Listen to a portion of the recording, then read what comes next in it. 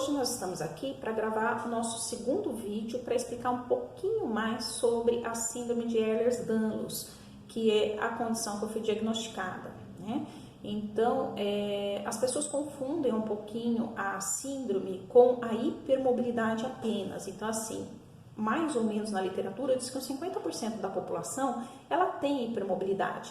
Seria assim, uma mobilidade maior nas articulações, né? Então ela consegue fazer tem alguns posicionamentos que algumas pessoas talvez não fizessem com as suas articulações, né? Então é aquela condição que às vezes você fala que a pessoa trabalha no circo, né? De tanto que ela tem essa hipermobilidade.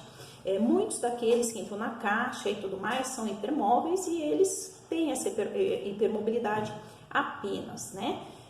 Quando a pessoa vai tendo a hipermobilidade em várias articulações, chega a ter em articulações do corpo inteiro, né? Então é considerado um transtorno da hipermobilidade, uma outra condição.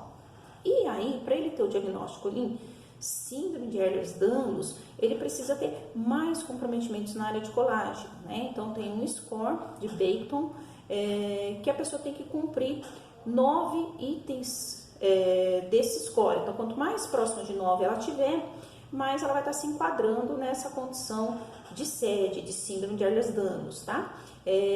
No meu diagnóstico, eu infelizmente contemplei os 9 pontos da escala, né? Por isso que facilitou aí de fechar o diagnóstico.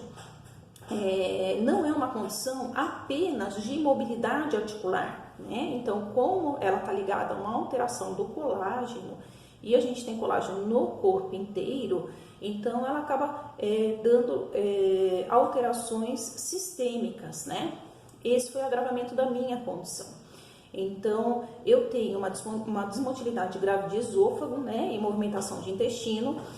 No esôfago, a hérnia, eu já fiz a cirurgia há alguns anos, uma cirurgia que teve muita complicação depois. Tive que fazer 3 dilatações de esôfago pós-cirúrgico, porque ficou uma cicatriz ruim, e aí depois o conteúdo não passava de forma nenhuma. Essas dilatações foram feitas com balões pneumáticos e com uns alargadores mesmo, né, que eram colocados para estar conseguindo esse alargamento via mais ou menos como se fosse uma endoscopia.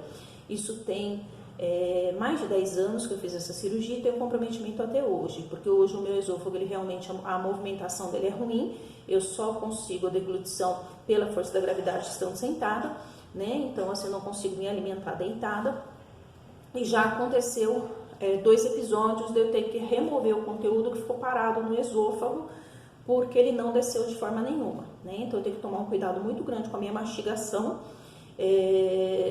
Fora do ambiente de casa, eu evito alguns alimentos para comer, porque eu tenho medo enorme do engasgo, né? E se acontecer, como aconteceu essas 2 situações, eu tenho que ir para o hospital e estar removendo esse conteúdo. E esse esvaziamento esofágico, ele demora muito, né? É bem complicado. Uma outra situação, além do comprometimento gastrointestinal, a parte, né, das luxações e subluxações das articulações. Então já fiz a cirurgia do joelho há uns 20 anos atrás, tem um comprometimento grande no nível da classificação das condromalácias, vai de 1 a 4, eu tenho 4 nos 2 joelhos, né, o que dificulta bastante para mim a minha locomoção. Às vezes eu consigo andar bastante, às vezes não. Uma coisa que eu evito há algum tempo são os sapatos de salto, eu não consigo. Se eu ainda pouso e falar, não, quero vestidinho de menina, quero colocar aí um salto, né? É uma condição que depois eu sofro muito de dor. A fadiga é uma condição que eu me recordo que eu sempre fui uma pessoa cansada, né? Na minha infância eu me recordo da canseira insuportável, né? A dor muscular muito grande. Então a dor crônica diária e a fadiga são condições que me acompanham desde a minha infância. E agora, ficando mais velha, as condições vão agravando, né? Agravando muito. Hoje eu tenho bastante dor em ombro, né? Já tive uma luxação de ombro. E isso compromete, na minha profissão compromete muito, por isso eu reduzi bastante, eu não tenho mais condição clínica de fazer o que eu fazia no ponto que eu fazia, no ritmo que eu fazia. Ainda bem que eu tenho um marido que colabora muito, né? Então alguns procedimentos que eu preciso de ajuda, ele acaba contribuindo comigo. Mas esses vídeos todos, a intenção é divulgar a condição, porque no meu caso, diagnóstico tardio, um diagnóstico com 48 anos de idade, né? Hoje eu já tenho sequelas que poderiam ter sido evitadas com diagnóstico precoce. Então a gente vai estar falando um pouquinho sobre isso, para estar alertando sobre essa condição, tá bom? Então aguardem os próximos vídeos, que eu também estou me capacitando em relação à condição, porque para mim foi uma novidade. É uma condição que eu falei para vocês no vídeo 1, que eu tenho um paciente com essa condição, mas eu não estava tão atenta, né? Foquei mais na parte odontológica, na parte de desordem temporomandibular, que é uma condição que eu tenho, né?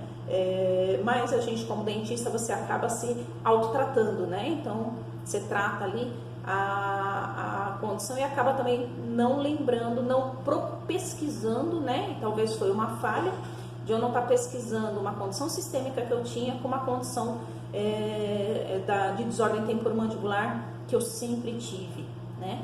E então eu acho que isso é importante para o cirurgião dentista. Além do fato que a gente vai ter um vídeo só falando sobre anestesia, né? A dificuldade de você conseguir uma anestesia local em paciente nessa condição. Então eu tenho diversos episódios onde a anestesia realmente não pegou, né? E assim, eu tenho um sofrimento bastante grande em relação a isso. Eu mesmo, como dentista, não entendeu o que estava acontecendo. Como assim de eu não estar conseguindo ser anestesiada, né?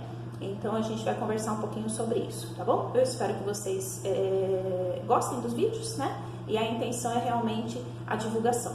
Então a gente vai estar divulgando essa condição que é considerada uma doença rara, né? Então vamos lutar pelos raros aí, diagnóstico precoce, né? E identificação precoce. E a gente, como cirurgião dentista, pode verificar algumas condições e alertar nossos pacientes a procurar um especialista na área, tá bom? É isso.